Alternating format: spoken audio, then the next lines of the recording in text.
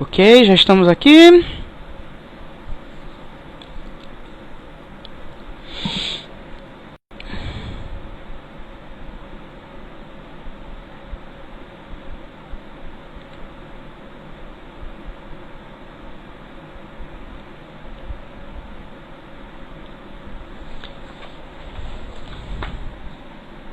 Só esperar Danilo se reconectar a gente pra gente poder. Pronto, pra gente poder começar. E vamos lá.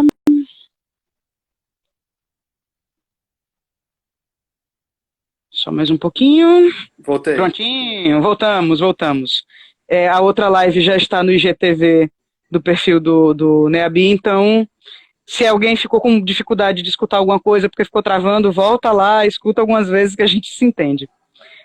Danilo, eu li, né, a introdução do material, muita coisa assim me chamou muita atenção porque de fato são dados que a gente tem muito por cima, mas acaba não se aprofundando tanto, pelo menos na Da- época que eu fiz. Oi, tá me ouvindo? Dani? Oi, eu. Tá me ouvindo? Oi, Eu oi, tô. oi. Agora eu tô. Tá. Mas vou voltar ao que eu estava falando. Da leitura, né, da introdução do livro, e aí tem alguns dados que na época de escola, por exemplo, ninguém acessa, porque pelo menos na época que eu não escuta. Oi, oi, oi. Alô, um, dois, três, testando. Vamos tentar de novo, vai dar certo. Deixa eu convidá-lo.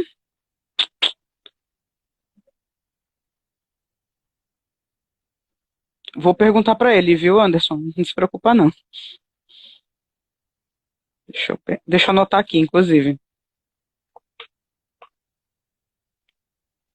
Só um momento.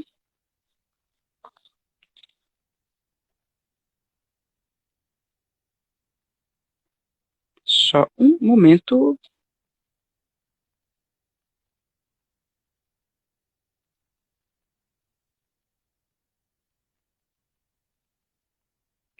Acho que estamos com um probleminha de conexão. Só mais um pouco.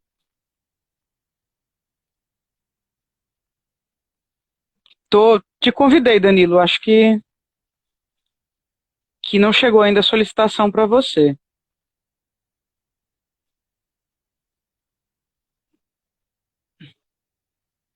Vou tentar mais uma vez.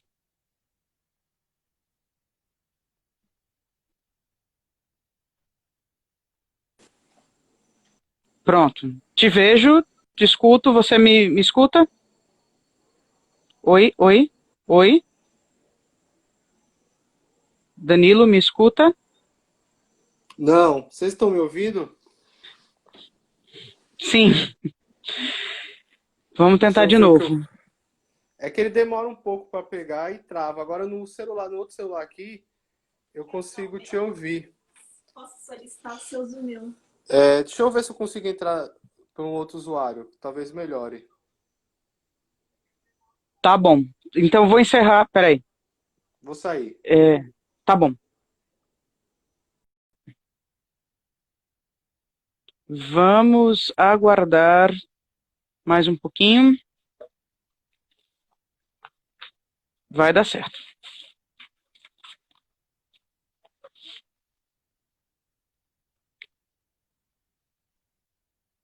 Talvez seja o caso de derrubar essa e abrir uma outra, porque a gente já pegaria direto, né? O que é que vocês acham?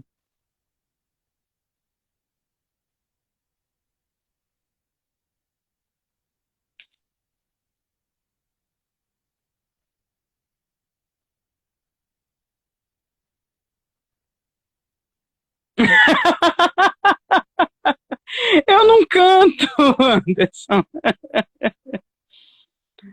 Eu não canto. Ah, será que esse é o outro usuário dele, hein? Se eu sou Atlântica for o outro usuário de Danilo, por favor, manda um joinha para eu poder aceitar a solicitação. Por favor. Ah, então tá bom. Faz a transmissão ao vivo. Ok.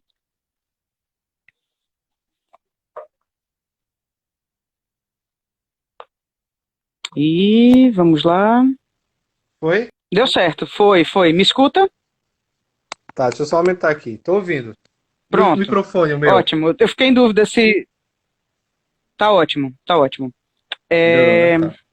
sim, como eu estava falando, né? Dei uma lida na introdução e muita coisa do que tem já na introdução, eu me lembro que na época de escola nem se passava perto, né? Em relação a conteúdo, ou a gente problematizar, ou até mesmo a gente perceber essa presença negra em Maceió. Uma coisa que eu comento sempre, que questões de negritude mesmo, para mim, só chegaram depois que eu entrei na Umbanda. Porque a impressão que eu Uhum. tinha aqui em Maceió é que todo mundo é moreninho. Pelo menos na época que eu era adolescente, até agora, parte da minha vida adulta, todo mundo era moreninho, ninguém se sentia à vontade para se reconhecer como negro, né? E aí eu fiquei pensando assim em várias coisas. E uma das coisas que eu fiquei pensando é na dificuldade que se tem numa pesquisa documental, né, de você escutar o outro lado da história. Porque todas essas falas dos senhores, dos donos de escravos, dos políticos, é a fala dele. Você não vai ter o espaço para quem se rebelou se colocar, né, contar a sua versão da história, não só por questão da falta de acesso na educação, mas também da falta de voz, né? Você não ia dar voz ali a uma população escravizada que estava, inclusive, em revolta, né? Uhum. Em relação a esse estado de perseguição e tudo mais. E uma outra coisa que eu achei bastante interessante também é como esses discursos de ódio, eles se repetem mais ou menos da mesma maneira, né?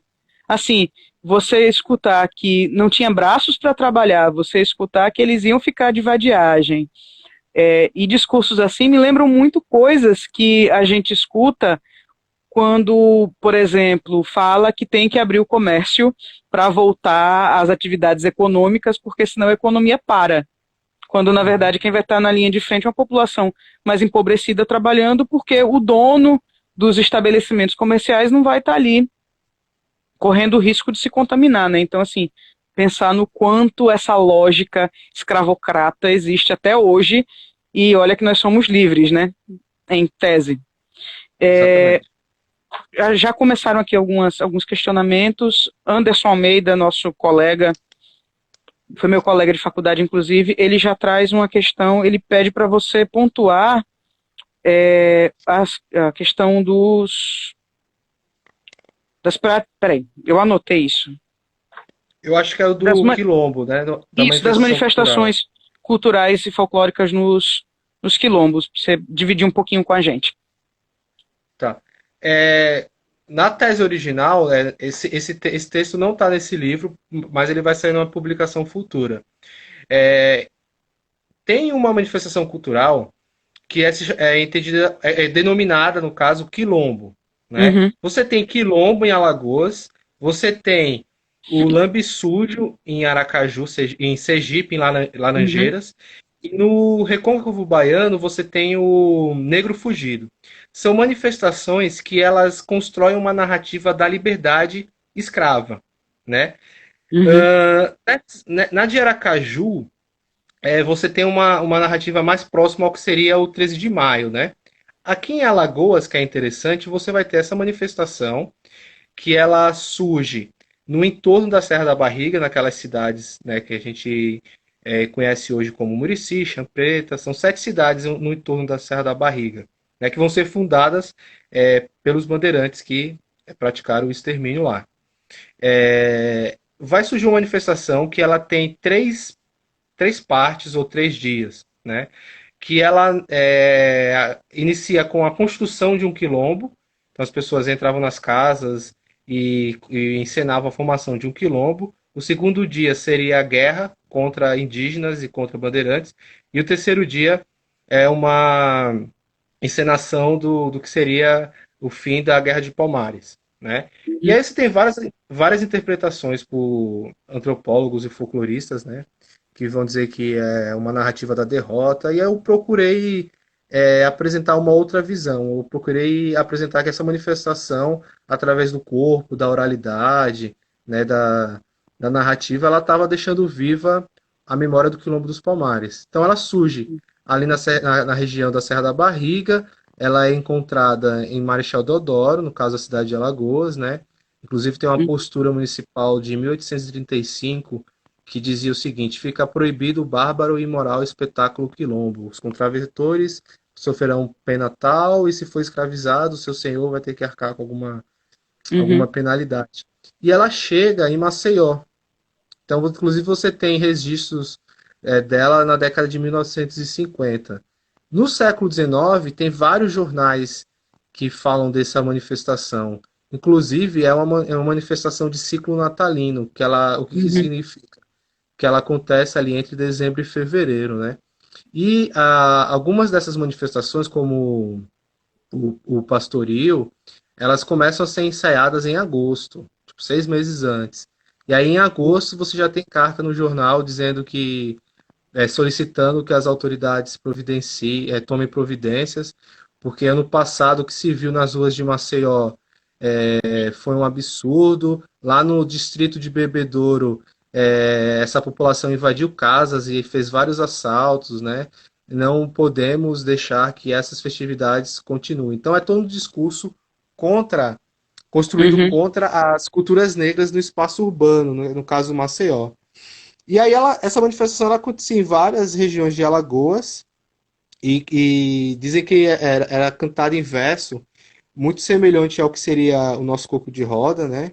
E um dos versos é: folga negro, branco não vem cá, se vier, pau há de levar, né? Então eu entendi essa manifestação como uma construção de narrativa sobre a liberdade escrava, né? E ela foi muito presente em Alagoas e por algum motivo a gente não encontra mais ela em Marechal Deodoro, em Maceió, e por aí vai. Mas em Laranjeiras, todos os sábados de outubro, acontece o Escolambiçus lá, né? Não, inclusive tem uma professora minha, professora Alexandra Dumas, que ela trabalhou durante muitos anos, né, na Federal de Sergipe, e aí um dos objetos de pesquisa dela era justamente os lambe-sujo, né? Mas aí tem toda uma outra visão, né? É uma pesquisadora negra que vem também de uma prática de pesquisa de cultura popular. Então, assim, talvez tenha resistido lá por outras questões que não conseguiu resistir aqui, né? Então, e assim, eu percebo que sempre é uma questão de embranquecimento, né, das nossas raízes. É incrível como Alagoas consegue fazer esse apagamento, se tornar um lugar sem memória, né? Deixa eu ver o que mais. Só uma coisa importante, quando você pode olhar aí só para eu vou complementar. A gente tem uma forte presença bantu, né? Então os primeiros escravizados, os primeiros africanos escravizados chegarem em Pernambuco, Alagoas, eles são de Congo, Angola. E aí não é à toa que a gente tem samba, tem maracatu, tem coco de roda. Se a gente for mais um pouco para o sudeste, você tem o jongo, né, que são manifestações culturais que têm essa matriz. E no caso o quilombo também teria essa matriz Congo-Angola. Eu acabei anotando aqui outras coisas, mas foram falas que já foram complementando aqui o que você foi falando. Mas eu achei interessante aqui quando você traz uma fala de um pesquisador, João José Reis, que vai falar que depois com a proibição do tráfico, né, transformou o campo próspero e as cidades maiores em pequenas Áfricas, o que causa temores e às vezes rumores de conspiração, sobretudo depois da revolta de 1835 na Bahia. E eu me lembro que alguns dias atrás eu assisti um documentário sobre a revolta dos alfaiates na Bahia. Eu sempre confundo os nomes. Alfaiates? Enfim. Mas dessa questão de resistência, né? O quanto era complicado para a polícia, para os governos, você, por exemplo, ter tomando à frente um negro alforriado que tinha um certo acesso à educação, que de repente aprendeu a falar, aprendeu a ler, aprendeu a entender o latim, aprendeu a falar latim, e o quanto isso foi deixando as pessoas em pânico, né, de perceber que havia uma tomada de consciência e que essa tomada de consciência fazia com que as pessoas buscassem seus direitos, né, de inclusive prenderem as pessoas e quando as pessoas eram presas dizer, não, mas eu sei que de acordo com a lei tal, eu tenho direito por causa disso, disso, disso. E eu só consigo fazer um espelho com a nossa realidade, né, de uma elite branca se preocupar tanto e se incomodar tanto com que classes mais empobrecidas tenham acesso à educação, à cultura e todas essas formas de instrumentalização que faz com que a gente possa se defender, né, também de um poder que tá posto. E pensar que 1888 foi um dia São desses, né? 132 anos, né? Exatamente, 132 anos, você pode ter alguém que tenha nascido há 132 anos atrás. A gente pensar que indo para trás é tipo os nossos bisavós ou tataravós estavam passando por uma situação tão tão tão desumana, né? E não é distante da gente se a gente pensa nessa dívida histórica e como isso vai se refletindo até hoje e das pessoas acharem também que não é problema, o que eu acho Uhum. mais absurdo em relação a isso. Eu não sei se nós temos mais alguma questão aqui dos nossos colegas. Cadê? Já fizemos aqui essa questão de Anderson. Danilo, daqui nós não temos mais nenhuma observação, nem nenhuma questão. Você querendo acrescentar mais alguma coisa, ou do livro, ou da tua pesquisa, ou alguma coisa específica, fique aí à vontade para a gente fazer essa explanação e aí já podemos encerrar. Uhum. O... Em 1815, que vai ter essa revolta na cidade de Alagoas, né? Marechal Deodoro, você vai ter 21 pessoas presas, Hum, né? Que era uma revolta que estava planejada para acontecer no Natal de 1815.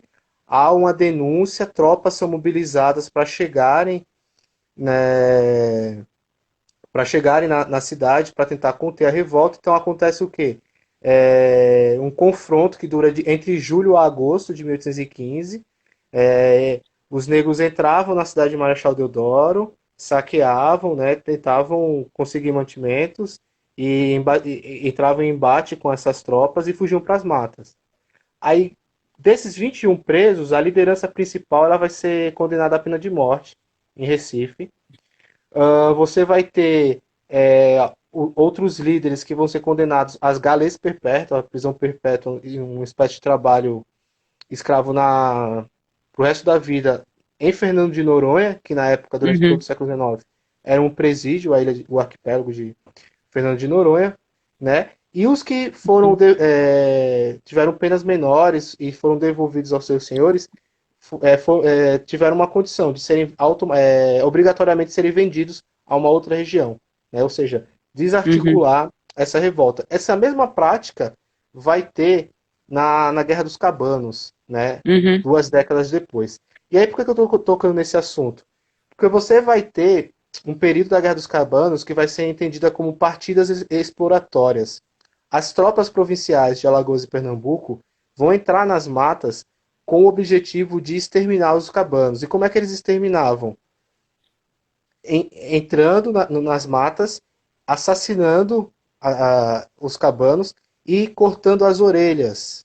E suas orelhas serviam com base para contar, ó, exterminamos 30, exterminamos os 40. Então isso é uma coisa que vai acontecer ali uhum, nos anos de 1830, né? uhum, Só para ver como que é a história de Alagoas, ela é uma história de resistência, uma história de uhum, luta, né? Porque você tem, né, uma história de repressão e de extermínio muito grande, né? Que teve, Palmares foi um extermínio, a guerra contra os caetés foi um extermínio, uhum, o, os cabanos outro, 1912 é um outro extermínio. Então, entre esses extermínios, a população ela vai resistir, né? Mas uhum, ao mesmo tempo que você tem essa tradição de resistência no território alagoano, você também tem esse histórico de violência uhum. praticada, né, contra as populações mais vulneráveis. Anderson tem aqui uma pergunta, nas palavras dele. Sabes informar se esses presos eram, em sua maioria, negros islamizados? Isso é uma boa pergunta, porque a documentação que eu analisei não responde. Por que que não responde? A...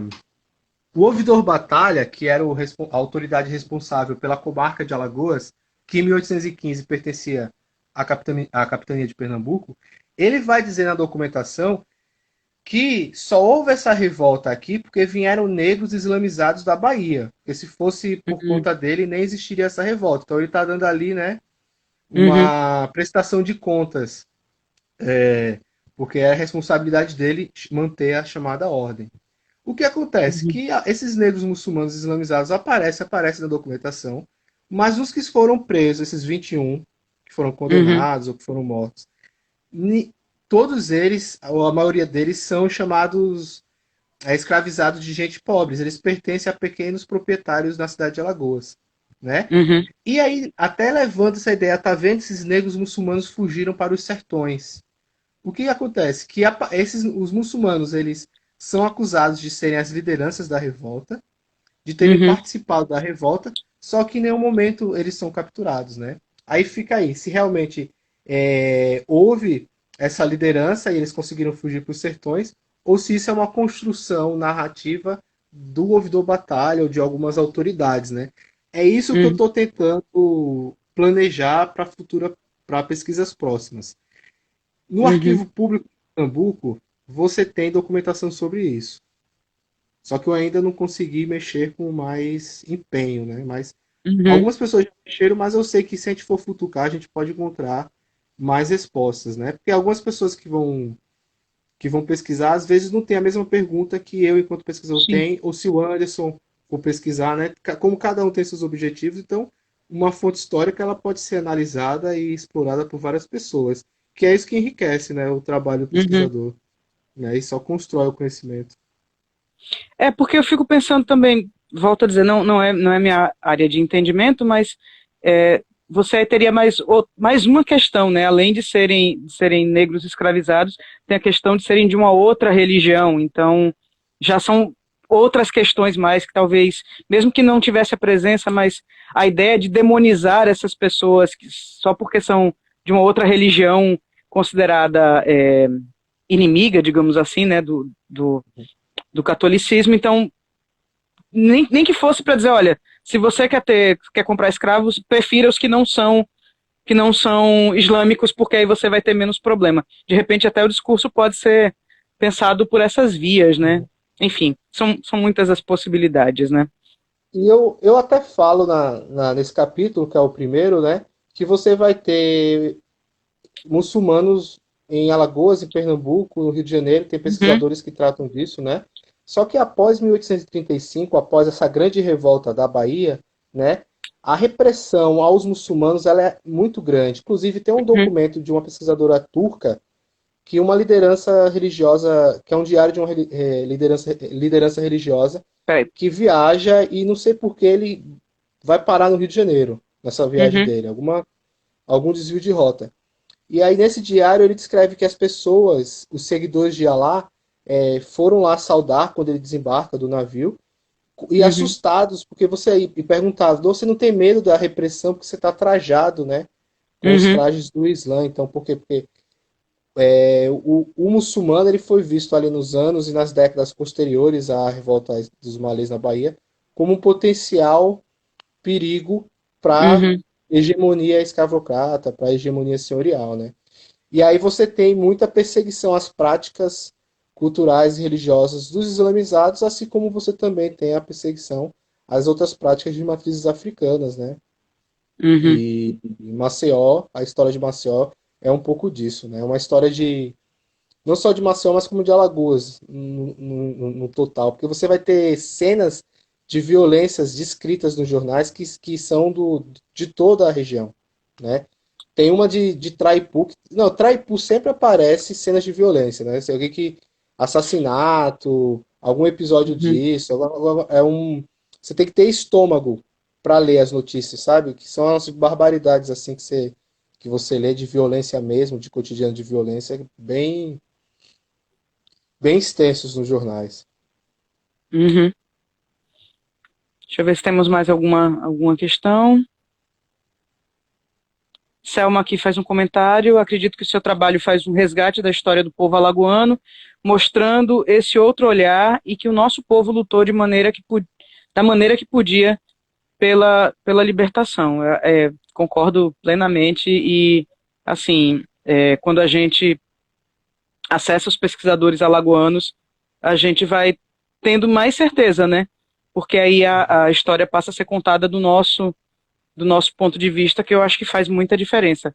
Eu, como pesquisadora de religiões afro-brasileiras, eu defendo que quando é a gente que está do lado de dentro, que está falando, toma-se uma outra proporção, né? A gente se preocupa com outras coisas que, de repente, um pesquisador de fora não tá muito interessado em problematizar, em trazer à tona.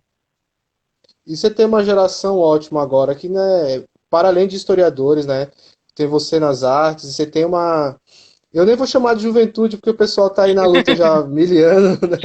Mas a gente ficou durante muito tempo, né? Ficava preso a essas narrativas silenciadoras, né, da história. E a história de Alagoas é uma história tão rica e ela é... Em vários livros de historiadores do Brasil e do mundo você tem ali menção a Alagoas. Alguma coisa acontece aqui Uhum, em Alagoas, né? Então, o que tem de uhum, gente que pesquisou Palmares e pelo mundo afora, então tem estudos sobre o quilombo dos Palmares em alemão, em inglês, que uhum, nem tradução tem ainda, né? Essa revolta aí dos marimbondos que eu contei na primeira live, tem menção a ela em pesquisadores americanos que estudam ela, assim, sabe? E uhum. fui descobrir ao longo da pesquisa, né? É, Então, a gente vai quebrando aí essa porta e vai entrando. uhum. Devagar, mas demorou, mas a gente Nós, vai. nós temos mais uma pergunta aqui, Tiago Rosenberg. Em que momento a historiografia alagoana começa a ver essas revoltas como uma história de luta do povo e não como baderna dos negros bárbaros? Uhum. Eu destacaria alguns momentos. Eu destacaria um momento ali muito importante com o trabalho do Manuel Corrêa de Andrade, que é da área da geografia, né? Uhum, Pesquisou muito sobre Alagoas, mas era um pesquisador que acho que no final da vida ele já estava em Pernambuco. E aí eu destacaria ali dois autores dos anos 80, que é o Disseu Lindoso e o Luiz Sávio de Almeida, que eu uhum, vejo como pesquisadores são mais famosos, mais conhecidos, mas quando eles consolidam, né, uma ideia de pensar uma história de Alagoas que não seja o que o Disseu Lindoso vai chamar de antimultitudinário, que seria antimultidão, antipovo, né? uhum, E aí, ao longo dos anos 90 e a partir dos anos 2000, eu percebo uma crescente, né, com mais ênfase nesses uhum, estudos. E aí não é coincidência, porque a partir dos anos 2000 você tem, né, uma nova geração que vai ser fruto das políticas de ações afirmativas. uhum, Né? Então não é à toa, a gente está falando de mais de uma década de políticas de ações uhum, afirmativas e a entrada de negros, negras e indígenas nas universidades, ela vai forçar novos olhares uhum, nas humanas, nas artes, né, nas exatas também. A gente tem um uhum, congresso brasileiro dos pesquisadores e pesquisadoras negros e negras que mostram várias contribuições, não só nessas áreas de humanas e de artes e linguagens, mas também nas exatas, né? E que eu uhum, também coloco que Alagoas vai ter essa mudança com bastante ênfase uhum. a partir dos anos 2000, sim, né? Eu fico pensando assim, não só a questão dos discentes, né? Assim, pensar que a nossa geração entrou na universidade por esse sistema de cotas, nessas ações afirmativas, e aí essa mesma geração ela consegue se formar e voltar para essas instituições, né, como professores, e aí pensar em outras epistemologias, né? Uma discussão que eu tive ontem era o quanto minha pesquisa de mestrado tinha autores brancos, homens europeus brancos, o quanto minha pesquisa de doutorado já tem mais autoras mulheres negras brasileiras, porque agora é que essas pessoas conseguem estar nesses espaços, né? E a Deixa eu ver se. gente, Pode enquanto falar. você olha, aí eu vou complementar. Enquanto a gente, enquanto você falava, eu lembro que a gente também tem autores que tá aí há tanto tempo e que não Uhum, entravam nas bibliografias, né? Então, por exemplo, exato. autores que eu uso e que são já de mais de 20, 30 anos. Beatriz Nascimento, Uhum, Clóvis Moura, Abdias Nascimento, Muniz Sodré, né? Então a gente tem autores negros e negras que já estão aí produzindo há muito tempo, só que o que acontecia? Eles eram lidos pelas bases, né? Mas eles não entravam no espaço uhum, acadêmico. E quando entravam no espaço acadêmico era de uma forma seletiva. E aí, por exemplo, Milton Santos, né? Que aí você não tem como dizer que uhum, uma pessoa como Milton Santos não produz, né? Então ele exato. entrava, o Clóvis Moura talvez um pouco ali depois, né? Vai entrar com mais ênfase, porque sabe que o Rebeliões da Senzala, do Clóvis Moura, ele é escrito, aí a editora recusa, Uhum, aí ele passa anos, aí depois que ele vai ser publicado, e aí né, vai passar mais uns anos aí na segunda edição e tal, mas é um uhum, clássico, né? uhum. E a Lélia Gonzalez Vamos, também. Alguém comentou vamos, aí, né? vamos conquistar o nosso espaço, que é de direito e conseguir motivar que as novas gerações, os nossos alunos, os nossos colegas, os nossos feras que entram na universidade, que tenham essa possibilidade de diálogo e trazer outros autores para discussão, se tornarem outros autores. Quando eu vejo uma live que, por exemplo, Anderson está acompanhando, Jefferson está acompanhando e mais uma outra galera está acompanhando, que tem material publicado, que já está sendo referência e assim, é uma referência viva, né, que você pode entrar em contato contigo, pode entrar em contato com Jefferson, pode entrar em contato com Anderson para conversar. Olha, não, eu li, mas aqui está dizendo tal coisa, me explica melhor, porque eu acho que tem essa característica também, né, da oralidade. A gente escreve, Uhum. pelo menos eu, a gente escreve porque é o que o meio acadêmico exige. Mas eu acho que a gente aprende muito mais sentado aqui, conversando, trocando uma ideia, ou numa reunião, ou até mesmo numa mesinha de bar, porque a gente está com a palavra viva, acontecendo ali, e os insights vão surgindo. Eu acho que a gente tem que se aproximar mais do que dessa forma de comunicação, Uhum. dessa forma de construção de conhecimento, de transmissão de conhecimento, né? Porque é perguntando que a gente chega nas respostas, né? Mais nenhuma interferência não, pontuação aqui. Danilo, eu acho que podemos finalizar nossa conversa. Agradeço Valeu. muito sua predisposição a começar as atividades online via live, apesar das dificuldades tecnológicas, mas eu acho que a gente teve um fluxo bacana de pessoas acessando, Sim. ficando aí gravado no Instagram. Eu acho que também outras pessoas vão acessar. Agradecer também aos outros membros do NEABI que deram super apoio na divulgação também. Agradecer o pessoal do IFAL Santana do Ipanema pela divulgação. Já fazer um convite para a semana que vem, que a gente começa com o projeto Artes e Culturas Negras em Alagoas. Por que artes e por que culturas? Porque não tem só uma linguagem artística, e como você falou mesmo durante sua live, são vários povos que compõem Uhum. essa negritude alagoana, né? E a gente começa semana que vem, às 7 horas da noite, com uma entrevista com um artista plástico, cenotécnico, cenógrafos, cientista social, Jamerson dos Santos. Ele pesquisa a obra do mestre Zumba, que completaria 100 anos esse ano, é das referências de artista plástico negro em Alagoas, pouquíssimo conhecido, infelizmente, por todo esse processo de apagamento da negritude e de considerar que o que nós produzimos não é arte. Então já fica o convite, inclusive para você acompanhar a live com a gente e trazer suas questões. Com certeza. Querendo, estamos aqui. Só agradecer a Dani pela gentileza, pelo apoio, agradecer a todo mundo que está envolvido na live e quem se interessar pelo livro, só chamar inbox que a gente passa as coordenadas, tá bom? E Tá eu no adorei site, essa ó. capa. Ficou linda essa capa, de verdade. É É, isso, pessoas. cada desenho é relacionado a um capítulo, né? Então você tem Aham, uma mulher guerreira, porque a Guerra dos Cabanos ela é uma narrativa bem masculina, mas você tem uma participação enorme de mulheres, né? Aí você tem o Uhum, ladrão de cavalo, você tem o revoltado, você tem o negro que tá fugindo aqui, ó, em cima, tá vendo? uhum. E aí ele tá sobreposto no mapa que eu achei na Biblioteca Nacional, que é do território alagoano do século XVII. E por que que eu escolhi esse mapa? Porque é um mapa que é cheio de morro, cheio de serra, que Uhum. faz alusão a Palmares, entendeu? Eu A esqueci de capa tá falar. linda. Tenho certeza que o livro tá lindo também, pelo que eu já li, já. Só não digo que eu vou começar a ler agora, porque a tese está demandando muita coisa.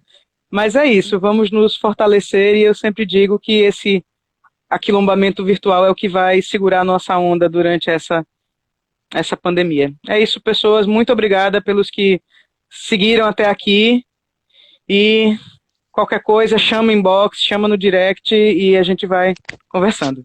Valeu, gente. Obrigada. Valeu, galera. Tchau.